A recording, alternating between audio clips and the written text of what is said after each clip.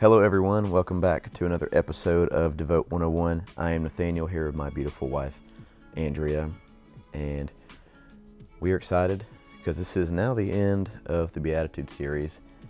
It's been a crazy time trying to get a chance to sit down and record this, holidays and all that kind of stuff, and going around and all that.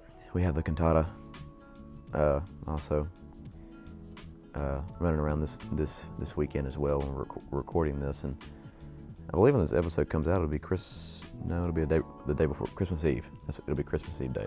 Oh, well, Merry Christmas, everyone. Yeah, so if you're listening around Christmas, Merry Christmas. If not, then Merry Christmas anyway. Yeah. So yeah, guys, like I've already said, this is the last Beatitude for the series, and then the series will be over with. Kind of a sad but exciting feeling as well. But so we're gonna finish that up, and we'll probably take a break for the Christmas time and all that.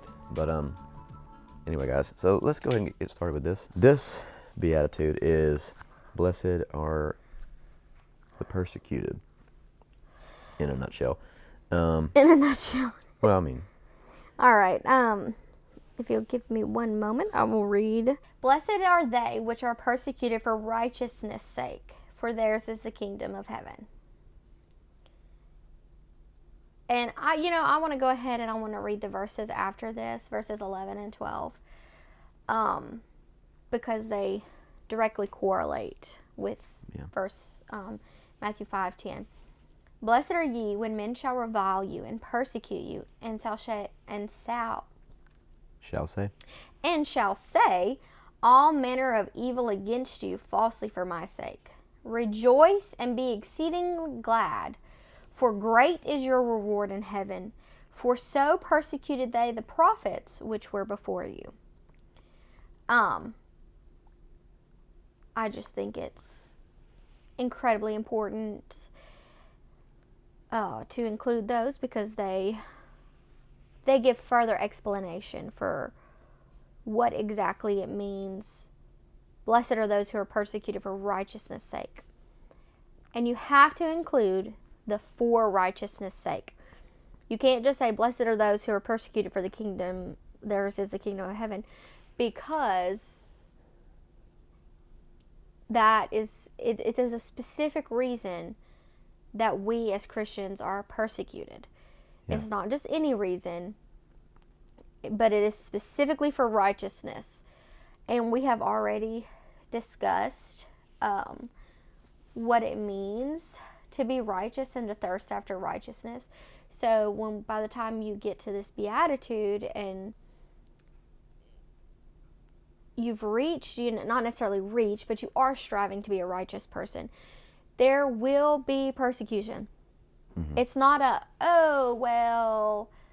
I'm going to go out and, this Beatitude says I'm going to be persecuted, so I have to be persecuted. Like, let me do something to be persecuted. No.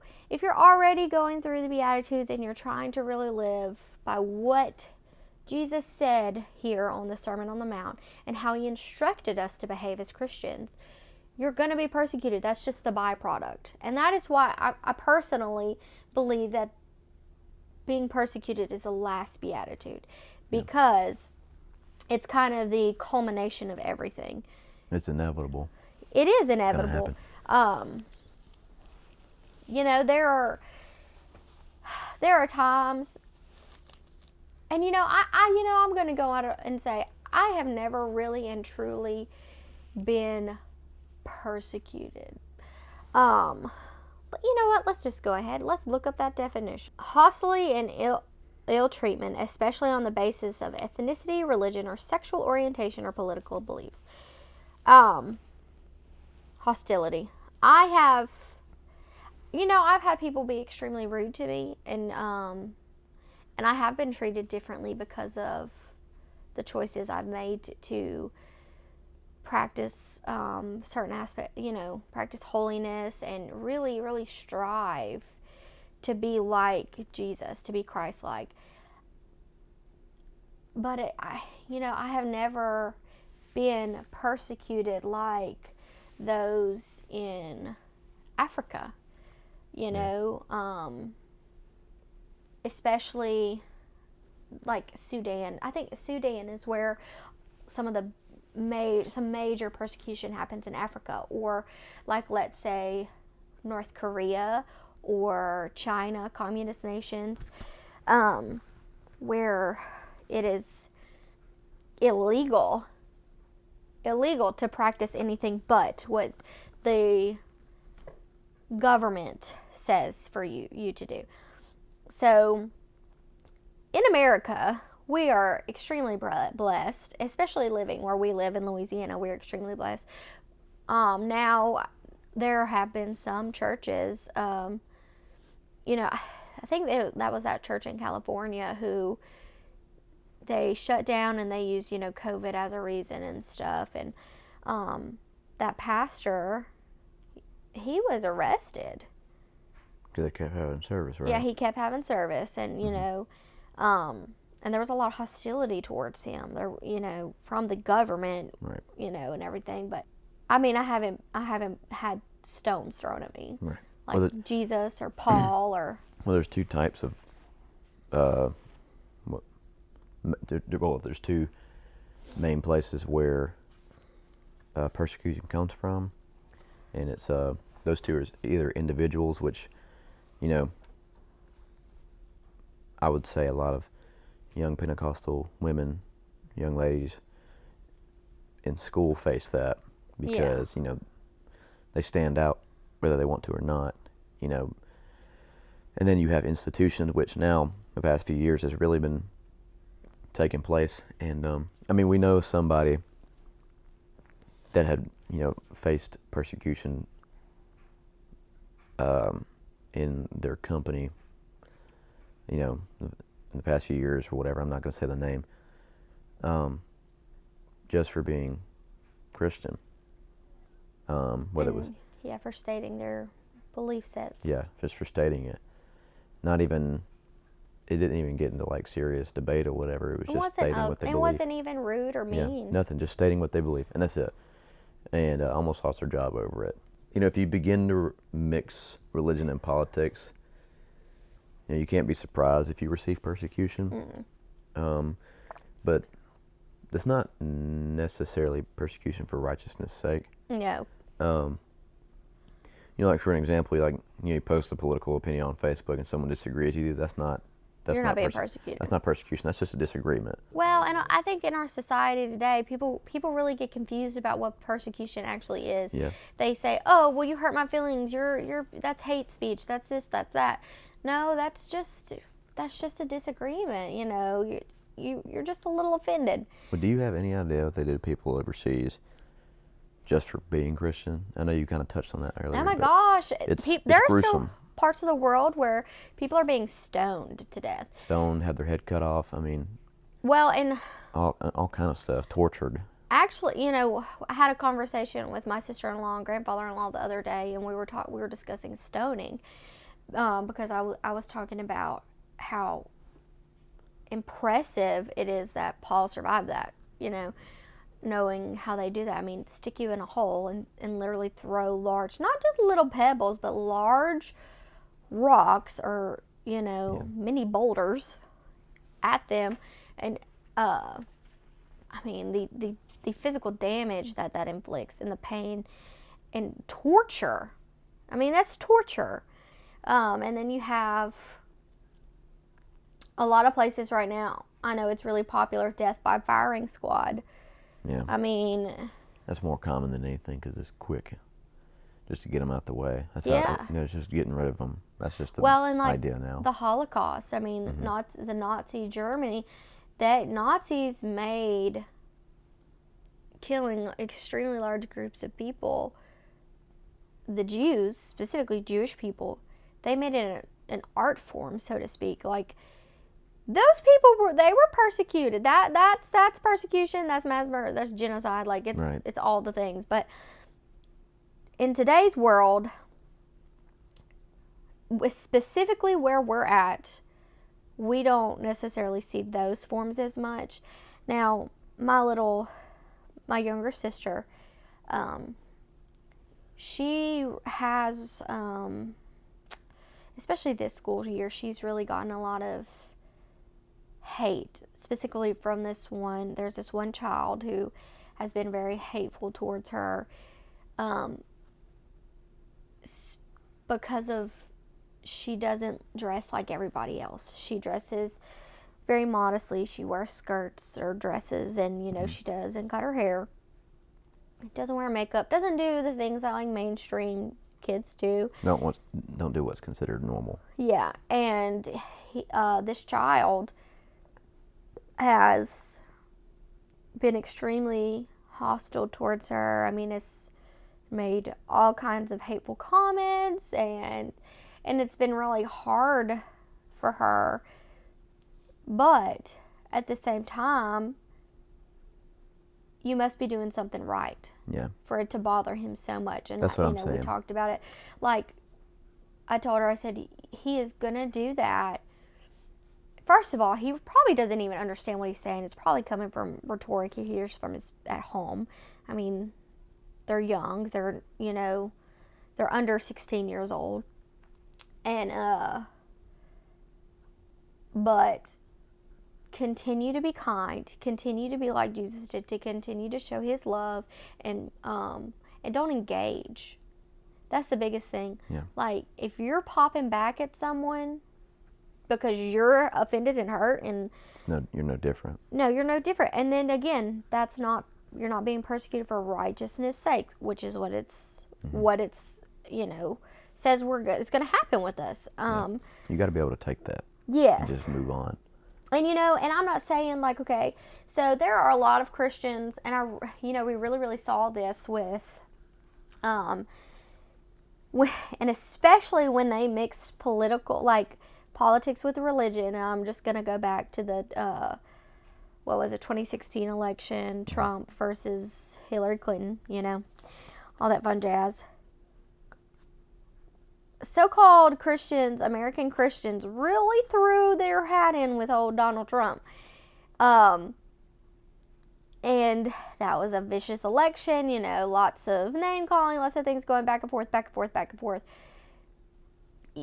If you got hateful comments on Facebook because you posted that you supported Donald Trump and you were Christian, those hateful comments were not persecuting you as a Christ follower. Mm-hmm. It's just the fact that you're supporting.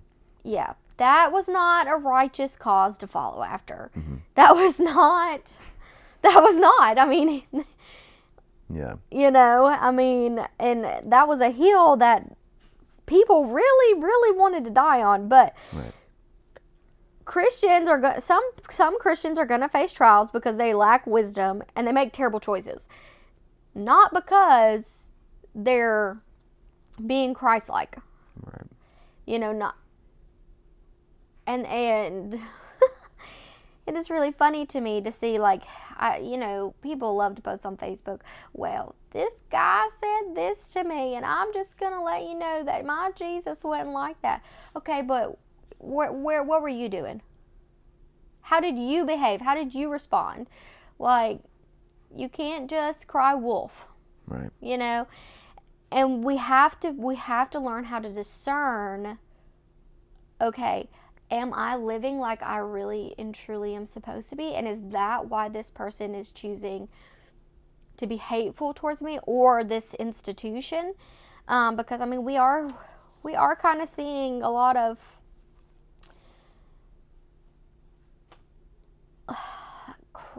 seriously far right and extremely liberal things happening within politics today that do threaten certain religious beliefs, regardless of whether or not you feel that way. I mean, it's fact, and I mean, this is a culmination of where we're at in history and how close we are to the coming of the Lord. Yeah, we're starting to be really targeted. Yeah. And but up to this point, we have not faced the kind of persecution that we're going to see coming. Right. Well,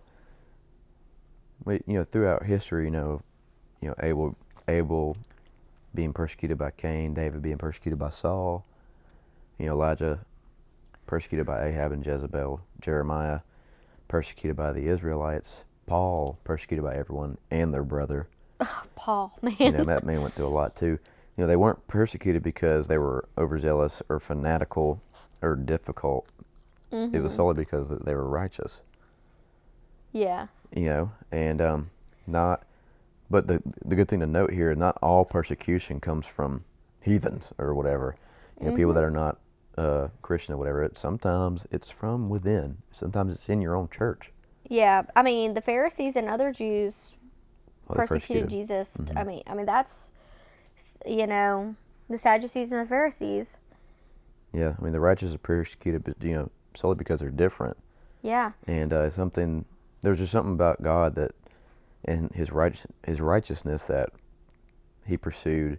It condemned the Pharisees and just made them hate him. Well, when you're living right and you're doing right and you like really and truly trying to be like Jesus was and imitate, and not just imitate him, which is a knockoff version, but actually live like he did, show love like he did,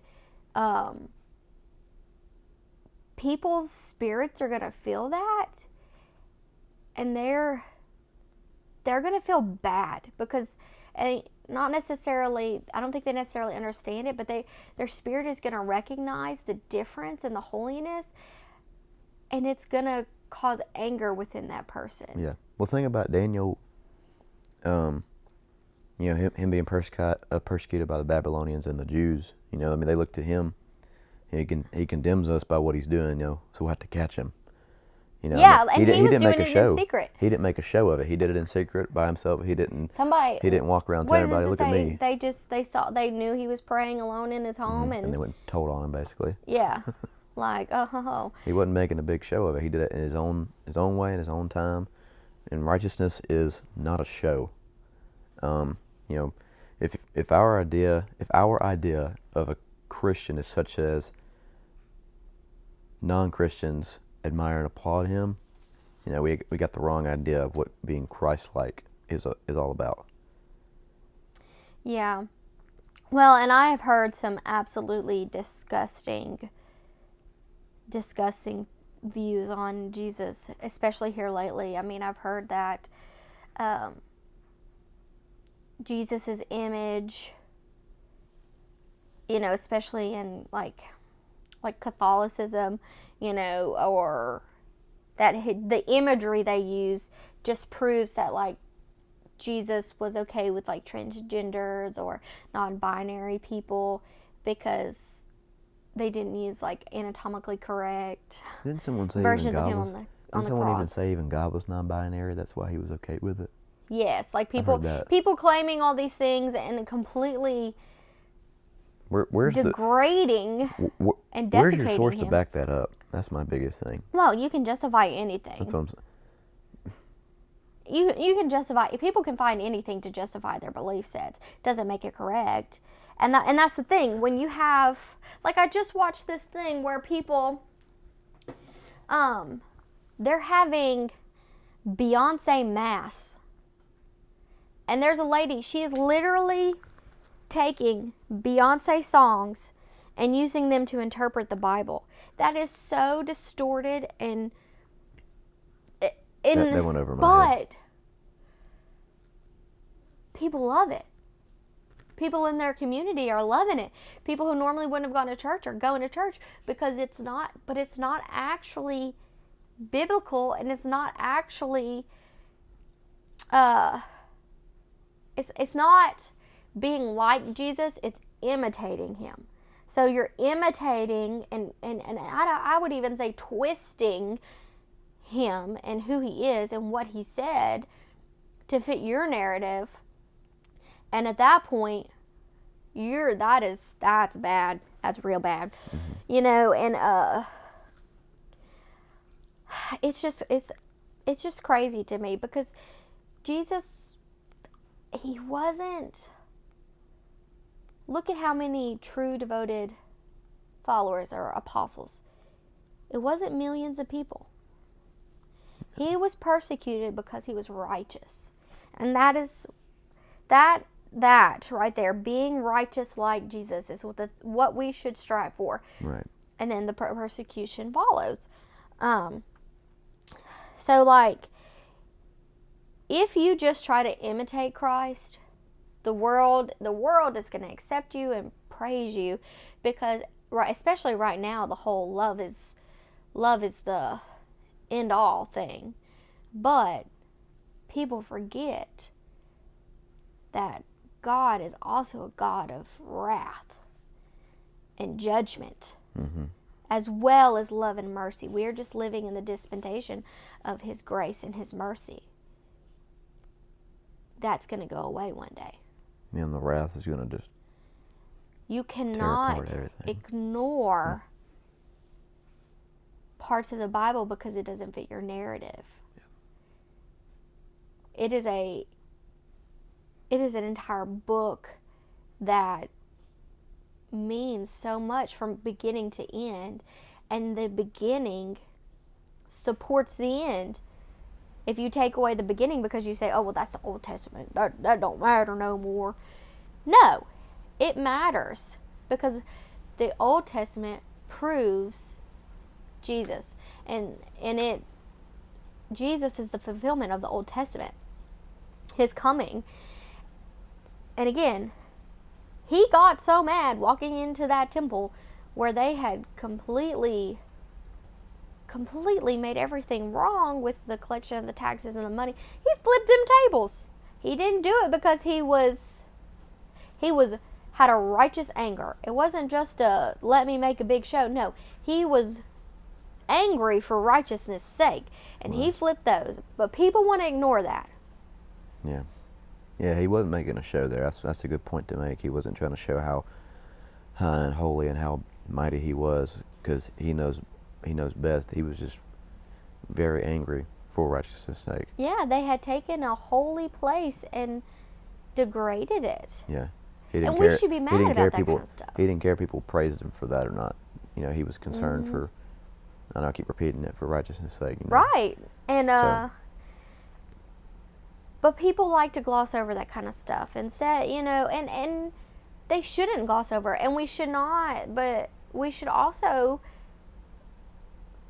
look at how He loved people and the grace and the mercy He extended those people. But we should also see and recognize that there are times when humans fall short, we fall short, and that's not okay either, you know. But, you know, becoming Christ-like, like actually becoming like Jesus, and that is that righteous anger that sometimes is stirred in us. People aren't going to like you. People will hate you for that. You know? If they didn't praise Jesus when He was walking around this earth, I don't know what makes you think people are going to praise you for the quotation mark amazing things you're doing. Like, if you're thinking all the things you're doing is just astounding or whatever, look at the things that I'm doing, look at all that. You know, you're in it for the wrong reasons. You know, Matthew 5:12, rejoice and be glad, for your reward is great in heaven. Yeah. For so they persecuted the prophets who were before you. That's the ultimate thing to be thinking about, your great reward in heaven, not on this earth. Anything on this earth does not matter. It's temporary. Yeah, it's all temporary anyway, even if you do get rewarded. And, you know, but also, this is another point, you had said it earlier, you know, we are not to strive to be offensive, not to be foolish, and not to be unwise or reckless, not even to parade the Christian faith. Like I said before, it's not a show, you know. We aren't to do anything that calls for persecution. Right. Like, for instance, when I say we are not to strive to be persecuted, because if you do strive to be persecuted, it can look bad for you. I remember our old youth pastor, he had told us back whenever he was going to college, there's this group of people, I think you might have been going there too, I don't know, at that time. There was a group that was walking around with signs and stuff like this, getting in people's faces saying, if you're not living for God, you're going to hell. You're going to hell because you're not right, all this kind of stuff. But they were calling themselves Pentecostals. And, you know, whether they were or not, or if their sole goal is to make Pentecostals look bad, whatever, if they thought they were doing the great work for the Lord or whatever, you know, you're not going to reach anybody. You're not going to reach nobody like that, because it looks bad. If you strive to offend people with the Bible or whatever you find to offend someone, yeah, don't get me wrong. Even if you try not to be offensive and you teach, you're going to offend somebody because it touches their feels. Occasionally, like, we should feel, I don't want to necessarily say, sometimes I don't like offended just because of how society has, chosen to use that word. But you should feel convicted. Right. You should feel like checked in your spirit, like, ooh. But you don't strive to hurt somebody. Yeah. With the Bible. We should be speaking with love. Yes. Because it looks wrong if you try to hurt someone like that, because it's like that person will turn it off. Like, well, I'm not gonna sit here and live for this because all this guy's doing is hurting my feelings. So what makes me think the church is going to do any different? Because sometimes, there's this old saying, it might be a little cheesy or whatever, but you're the only Bible some people will ever read. But that is true. Yeah, because if you're an influence on someone and you're their only source to it at the time, if you handle it wrong, you run them off. We should be living in such a way that just walking into a room, people feel better. Right. Not like we should show love and kindness and compassion where we can. Not to say we should absolutely accept every single thing anybody does, because that is not true. No. But we can love a person and not accept or even condone their lifestyle. But if we are constantly going around saying, you're not doing this right, you're not doing that right, well, you're not as holy as you should be, nobody's going to want to be around you. And then what kind of difference are you going to make? You're not going to make a positive one. Yeah. You're going to make it a negative one. I think I told you this yesterday. When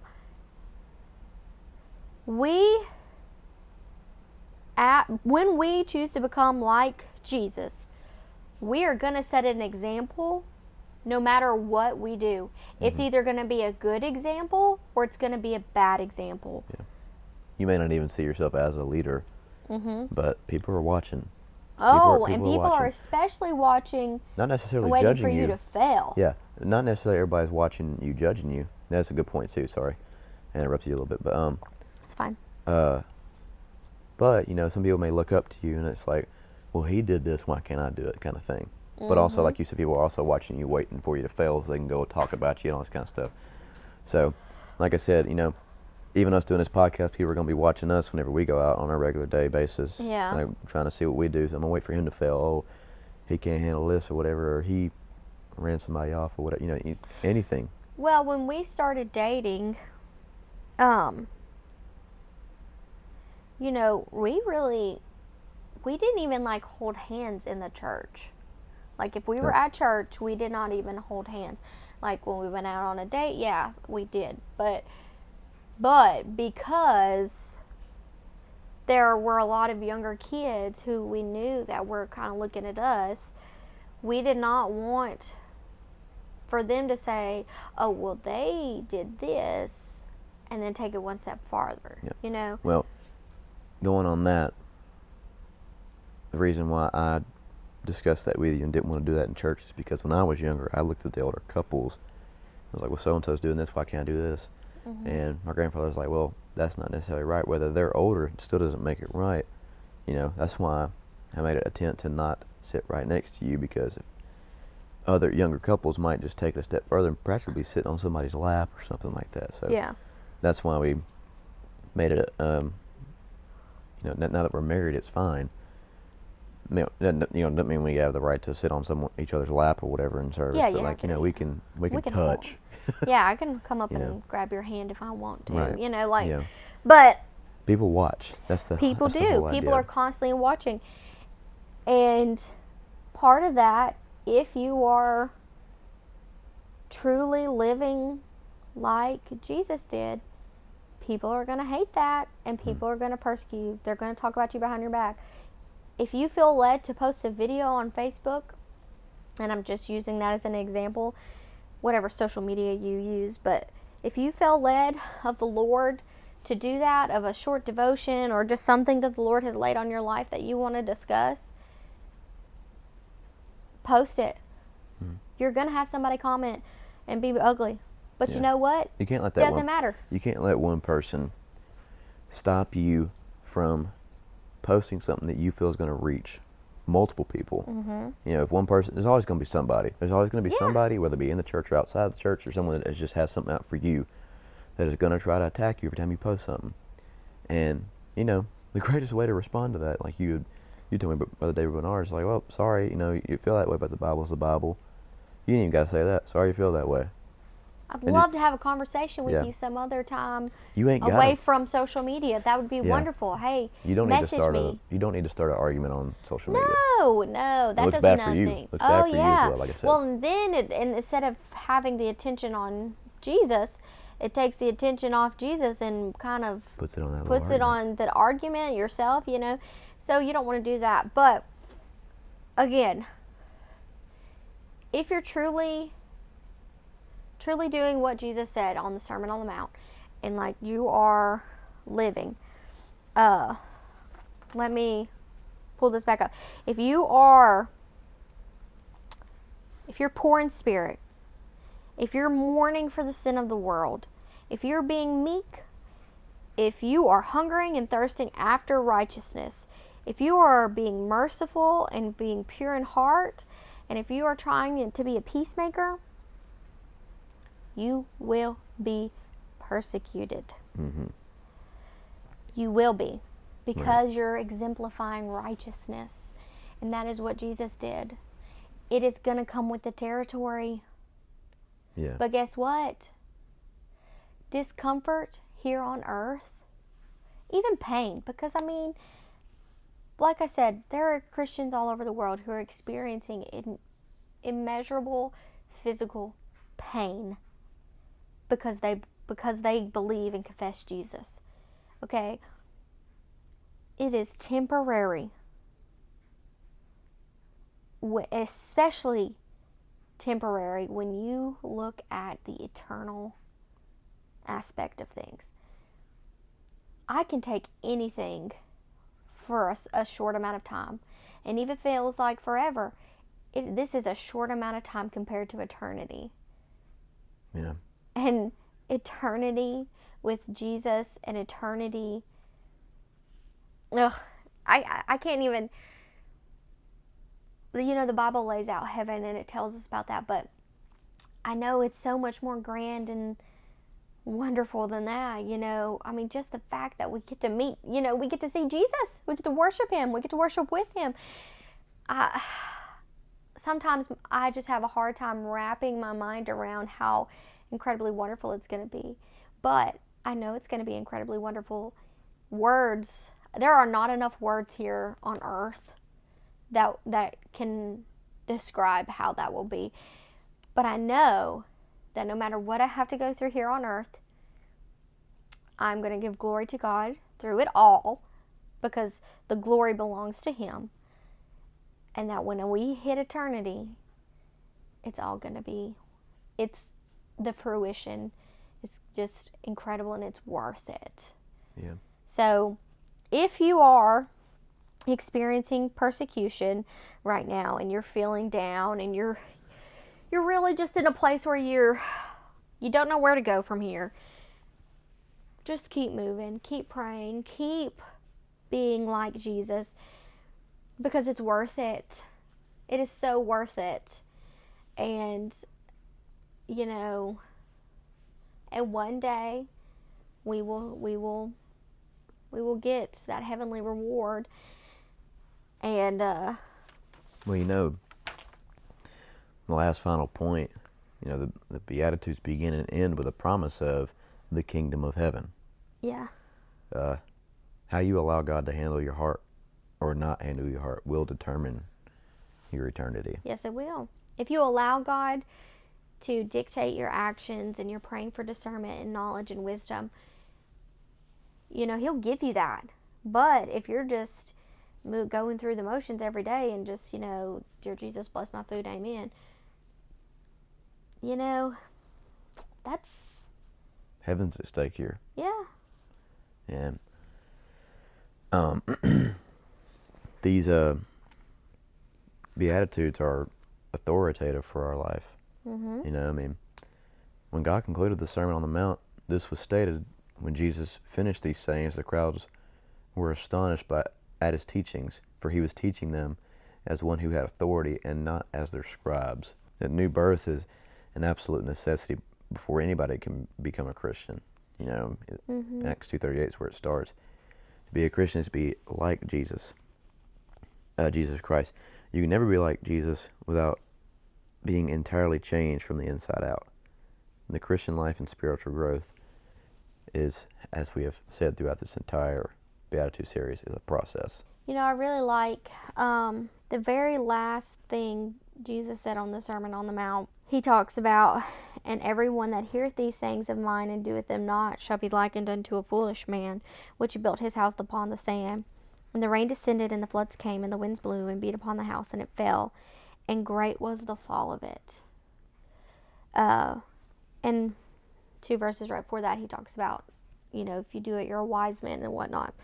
But he ended it with a warning to those who hear it and don't listen and don't do it. Literally says, and great was the fall of it. Great here does not mean wonderful. Great here means huge in magnitude. It is going to be a huge, the magnitude of it. If you listen to what the Bible says, hear it, but you don't do it, that, you know, hell is not going to be a wonderful place. It's going to be horrific. And to me, this reads as a warning for that, because the house fell. Yeah. You know, it was destroyed. And there are all kinds of verses, you know, my people are destroyed for lack of knowledge. You know, there are verses that warn us and warn us and warn us what's going to happen if we don't heed his instructions. Right. So I think that, even though it's a little heavy to end on, I think it's a great place to end. And Well, it ain't something to take lightly. no, it's not. These things might seem elementary to you, but they actually get very deep. And it's very important to live by these Beatitudes. It's very essential and important. So, but yeah, guys, thank you for being patient with us and going through this 8-part series. It was very interesting for me to read through them as well. Not only were they, you know, for other listeners, but it was also for me as well to read for through sure. and discuss. Always a great reminder. Yes, it is. So we just want to thank you guys for listening. We're probably going to take like a week break for the holidays. But we do want to thank you for listening. And please like it, or please share. Yeah, please share with share. your family and friends, you know. If you liked what we had to say, share it. You know, don't keep this to yourself. Yeah, share it to all kind of people that you feel that this is for. So thank you guys, and have a Merry Christmas.